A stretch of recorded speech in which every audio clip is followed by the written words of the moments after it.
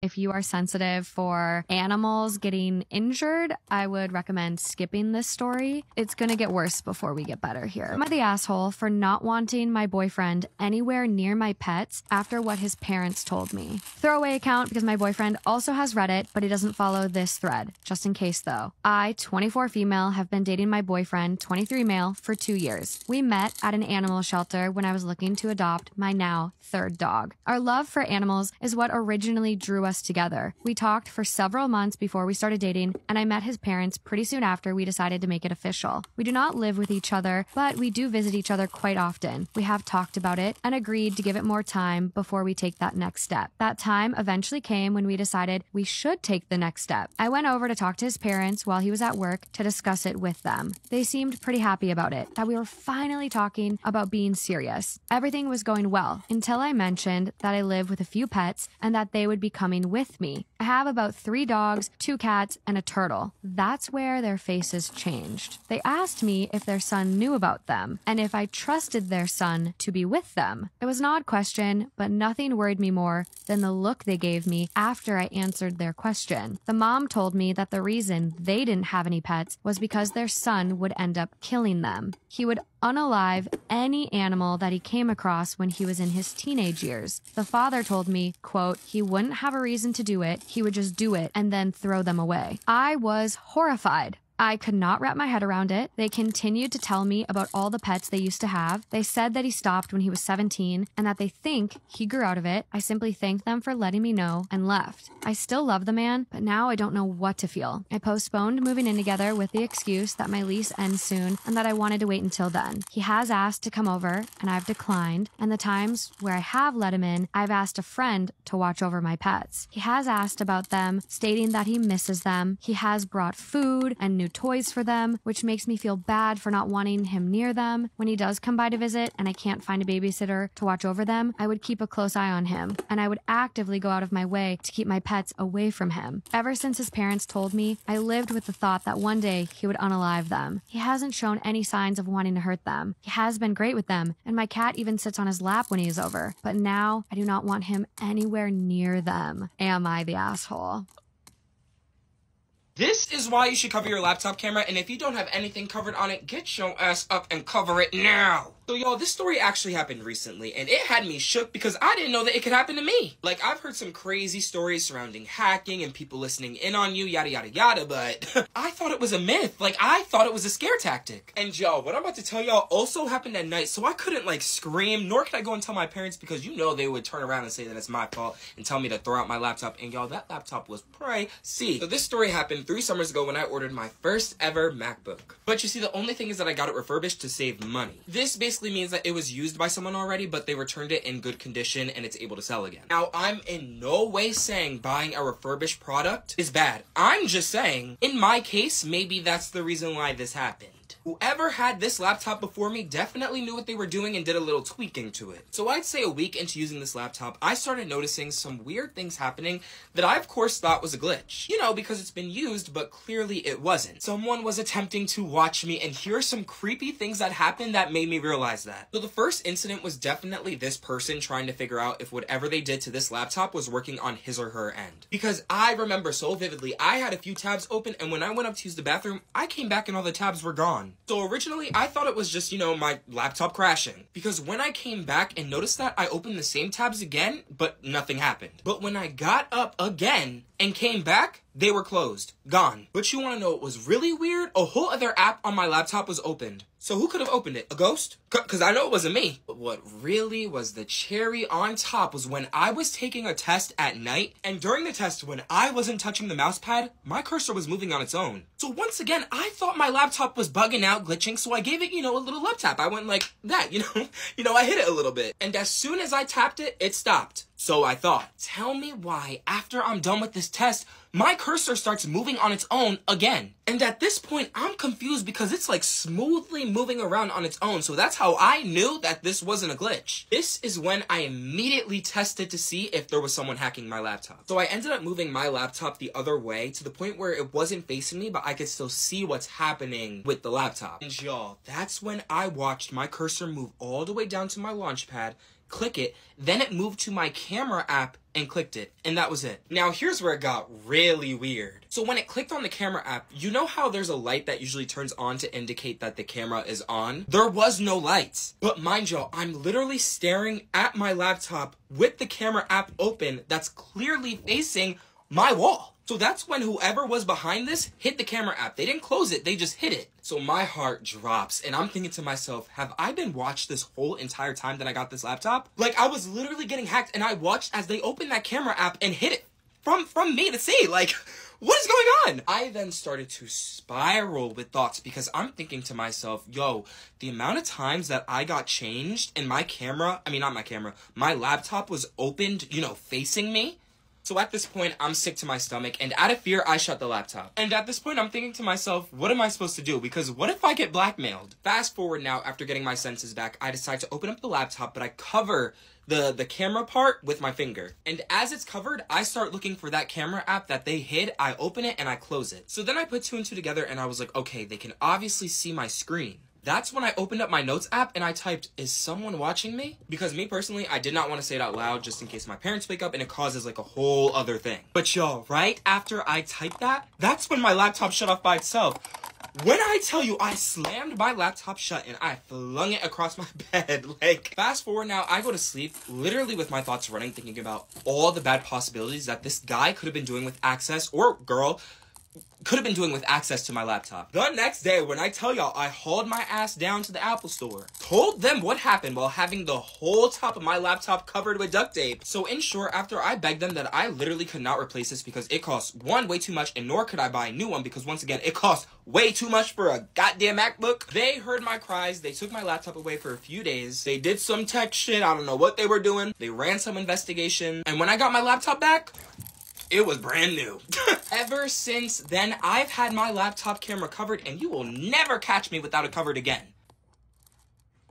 My bestie abandoned me after I paid for her entire baby shower. This is my best friend Connie, by the way, Connie is her real name, back in 2016 at a work outing. When her and I met, we vibed so much. It was like her and I were sisters. We connected quickly and we connected on a lot. We were both in toxic relationships at the time. You see, I was married to a complete asshole, and apparently so was she. As you can see, we developed a relationship based around this, so we got close really quickly. I really thought she was going to be in my life forever. And it was like that for a long time. A few years later, I left my husband and I remarried to a man called Adam. He's the most amazing guy in the entire world and I'm so lucky to have him. Immediately, Adam and I started trying to have a baby with no luck because there were fertility issues on my end. To say that this was devastating is an understatement. I know everyone says they want to be a mom. My dream has always been to be a mom. When we found out about my fertility issues, it was really traumatizing. But Connie was there for me the entire time and she was super supportive. But after a while, I just stopped talking about it. It was too painful. And this is around the time that Connie met her man. And I was so happy for her. They had been together a couple of months and out of nowhere, she was pregnant. I was crushed. Although I was happy for her, I was so sad. Of course, I wanted to be supportive. So I offered to plan the baby shower. At the time, I was working 3 jobs. And Connie knew this. This is important to remember. I had been touring banquets to find the perfect one, but of course I needed it to be affordable. Put a deposit down and I worked my ass off to pay it. It gets worse. Working 3 jobs to pay the baby shower. Put a deposit down on a banquet. Worked my ass off to pay the rest of it. This is when casually Connie told me that she wanted to change the day of the baby shower. Days after I already put down the deposit on the specific day she had asked for. Now she's telling me she wants to change it. At this point, I had already booked myself as much as I could at my job. I needed to pay this off. Explained to her that I was working as much as I could for the baby shower and that I was already booked that day. She said nope.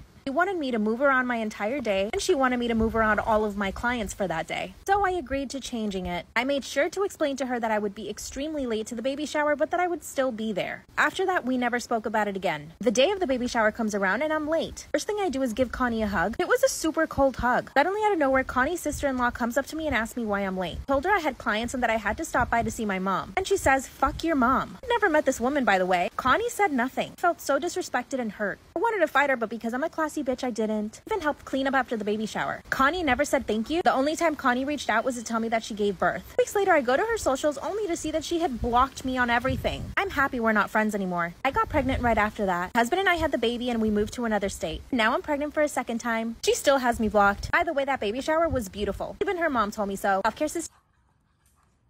Am I the astronaut for divorcing my wife because she lied about her fertility? I, male 38, have been with my wife, Natalie, female 37, for 8 years, married for 4 years. Natalie has a daughter from a previous relationship, Kaya, female 12. Kaya's dad left when she was a newborn. We have no idea where he is. I love her as if she were mine. She calls me dad and has a great relationship with me. I told Natalie from the very beginning that I would like to have biological children, and she said she is open to having more kids. After we got married, we bought a nice place and started trying for a baby. After a year, we did some testing and all came back normal. My wife said IVF would be too costly and hard on her body. I was secretly devastated, but I decided to come to terms with the fact that I'll never have any biological kids. This was until a few days ago when I found out from Natalie's sister that Natalie lied to me.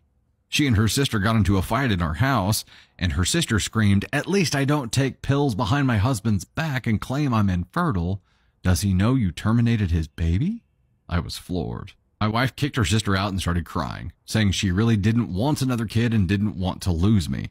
I can't believe she lied to me instead of talking to me. I just left. I've been staying at my parents' house since then. Natalie begs me to come back. She says we can try for a baby.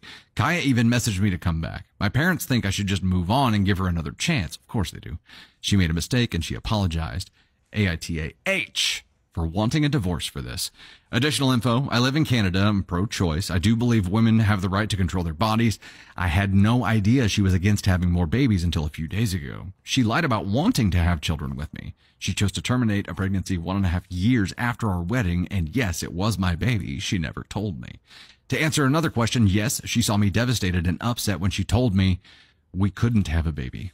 I can't believe she lied to my face. Thank you all for your kind comments and private messages. I did receive a few unkind ones accusing me of trying to control her body or making her feel unsafe, which is why she secretly went through with it. Natalie came over to my parents' house last night after dinner. She dropped off Kaya at her friend's because she said she needed to talk to me. I'm glad I gave her the chance because I now have no doubt she is a pathological liar. She said after her first pregnancy, she had to work so hard to be in shape, and she swore she would never do that again. I said, "Then you lied to me from day one?" She said she thought she would change her mind, but she didn't. Then she saw me come to terms with not having a baby, so she decided not to tell me. I said, "So you lied more? You got rid of my baby because you wanted to stay fit?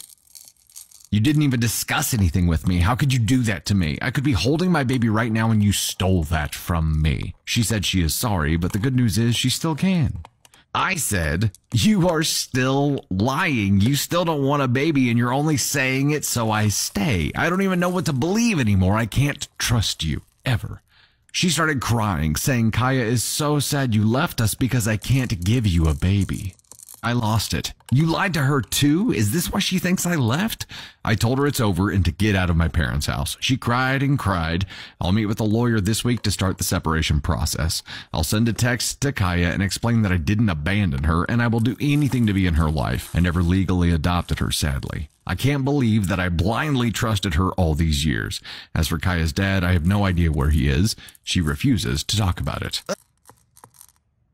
I was going to bed last night with the full intention of posting all this fun and exciting stuff I wanted to share with y'all. But as I'm laying there scrolling on my phone, you know, as one does, I'm seeing myself getting tagged in all these really hateful comments and posts and videos. And honestly, I don't see a ton of hate on my personal accounts because I'm gonna keep it real with y'all.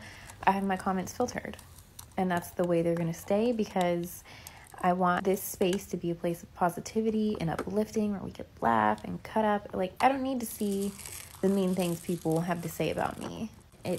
Most of the time, I just let it roll right off the bat. What does really get to me, and I'm not gonna lie, gets me very down to a place that's hard to get back up from is the mom shaming, especially when it comes from other moms.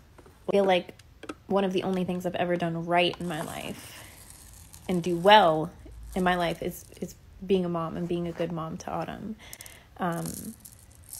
So that had me down. So I woke up today feeling really defeated, and I was like, listen, I'm just going to take a break. Tomorrow I have a lot of other things I need to focus on anyway, such as, I'm sure y'all are wondering what the balloon situation is here.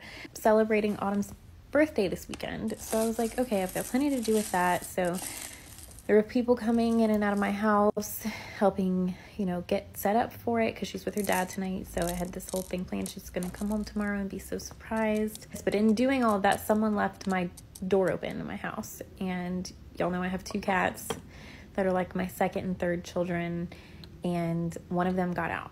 And the cat that got out was our boy cat, Leo.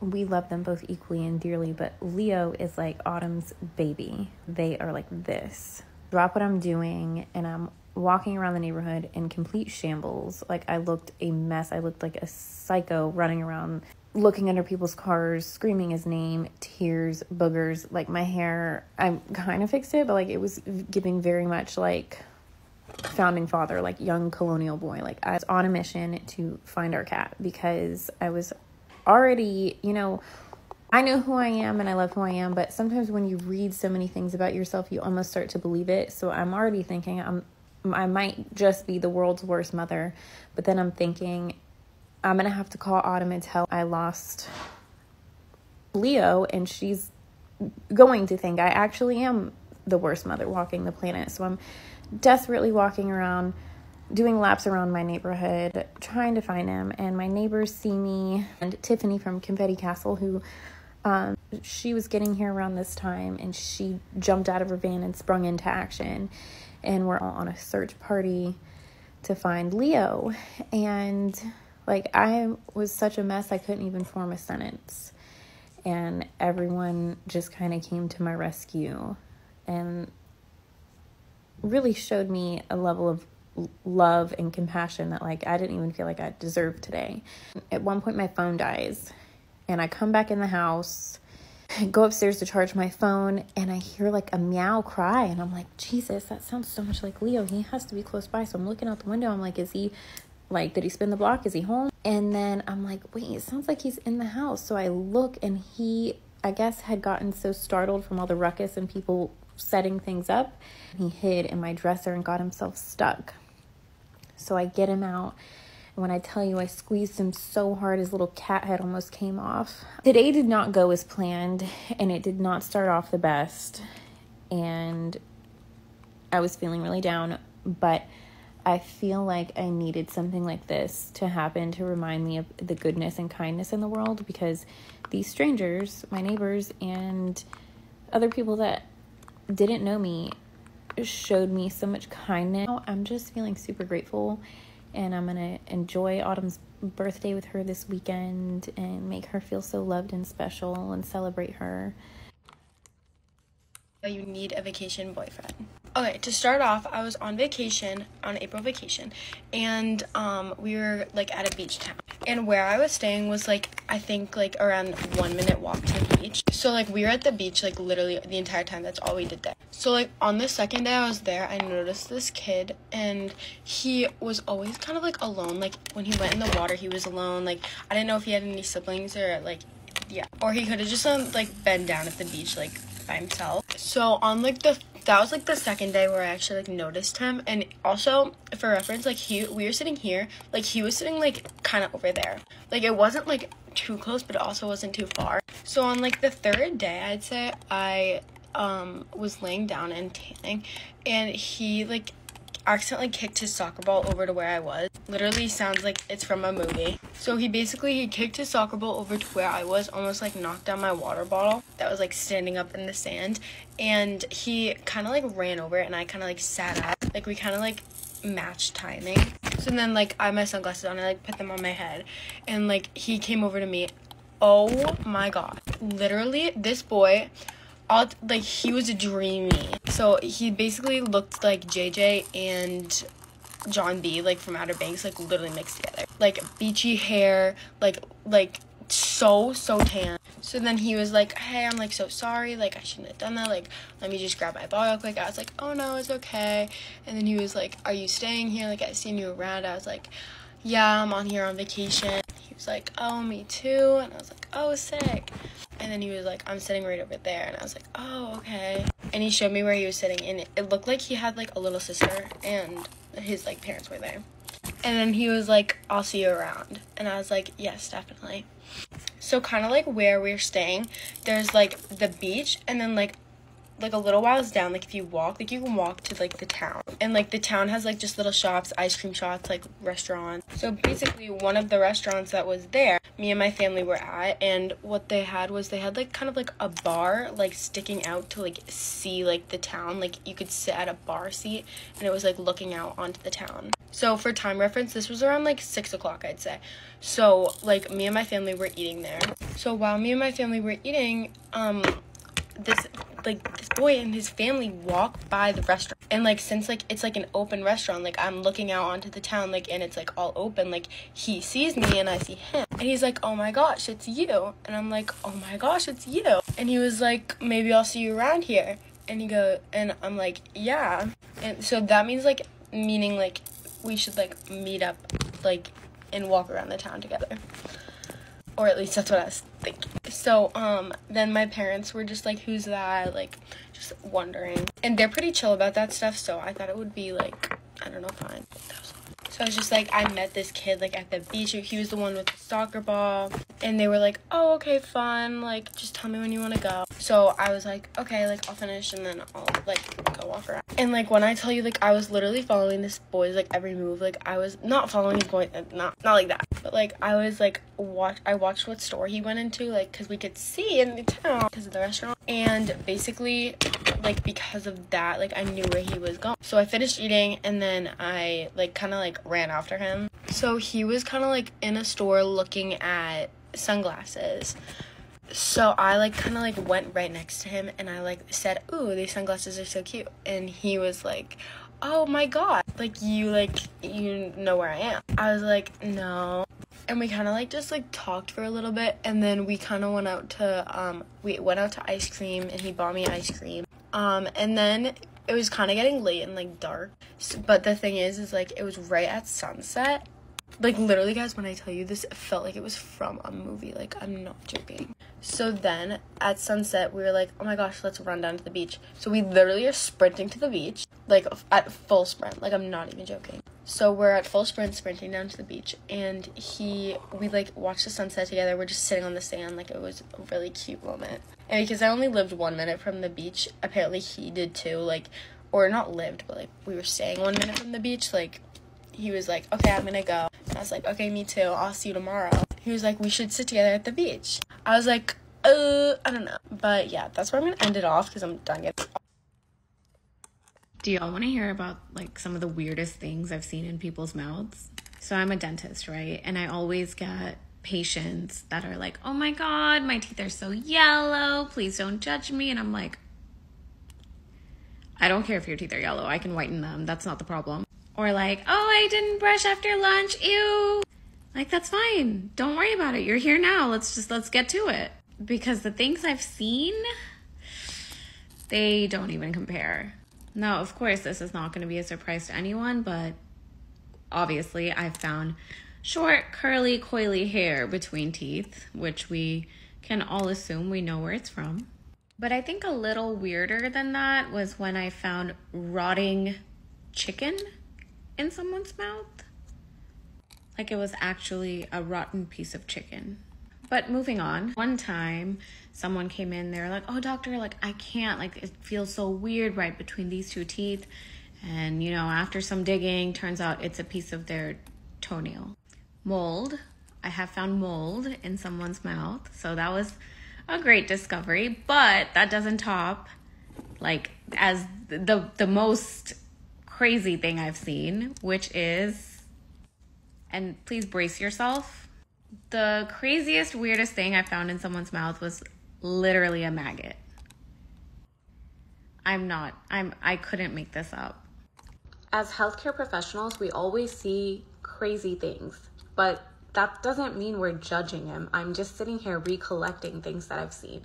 Been getting a lot of questions about people asking if I tell patients when I see hair between their teeth, and the answer is no, never. It's really not that big of a deal. It's not that serious. We see it so often. Just clean it, move on with it. That's it, done. The chicken. My patient came in, they were complaining about a foul stench coming from under a bridge, investigated it, turns out a lot of food was building up underneath there. We talked about how that could have happened. It turns out the dentist's office that they got the bridge made at never went over how to properly clean underneath it. So we went over oral hygiene, and that has never been an issue with that patient since then. Impeccable hygiene, amazing patient. We laugh about it, done. The toenail. Okay, patient complains to me saying that, hey, I think I have some popcorn stuck there. We're just, investigating, trying to get it out, trying to figure out why her gum is so swollen and she's in so much pain. It flies out of the mouth, we catch it, and it's not popcorn, and I'm just looking at it like, oh, I wonder what it could be. The patient looked at it and started laughing and then fessed up about a very bad habit that they have of biting their toenails. And that was that. We both laughed about it, but I did inform them that that can lead to very long-term problems in the future. So that was that. Like her teeth could break or, more gum irritation, things like that. And finally, the mold and the maggot. Sadly, these are stories that came from suspected elder abuse from a nursing home. And we did have to report the homes / the caregivers to the state because elder abuse is no joke. They were very immunocompromised, very sad situations. This is absolutely not the patient's fault at all. So I will say, if you or someone you know has someone that they care about in a living facility or under the care of a caregiver, make sure you go over their oral hygiene routine and just know what's going on. Really, no judgment on anyone, just to educate. And now you know, being a dentist isn't always just seeing pretty teeth and veneers and, cavities here and there. Sometimes it can be something way more. It's usually not, but... Let's talk about it while I get ready for a meeting. Okay, the first thing I'd like to address is some absolutely unbelievable things that have been said to me by men on dates. Starting off strong, in first place, is something that I'm still a little bit in denial was actually said, because the levels of just... Okay, in all honesty, it really upsets me to even repeat this, but this is a true story. This man says to me, yeah, an Asian or a black 9 is equivalent to like a white 6. I mean, jaw, meat floor. Like, let's not forget, he's saying this directly to me, okay? Someone of Asian descent. So he is essentially implying that he views me, the girl he asked on a date, as inherently inferior to a fully white girl. In my utter shock and disbelief at what I've just heard, I respond, okay, so what does that make me? To which he says, oh, no, well, you're a 10, and once you're a 10, that just doesn't apply. He then proceeded to look at me as if he was expecting a thank you. Like, I'm screaming, crying, throwing up. Disgusting. Next. In second place is a comment made by a different man. We were on a first date, and the topic of first impressions came up. So I'm out here, and I'm like, okay, well, what was your first impression of me? I'm expecting him to say something along the lines of, oh, I loved your confidence, or I thought you were beautiful. No. This guy goes, honestly, I couldn't believe I was attracted to an Asian girl.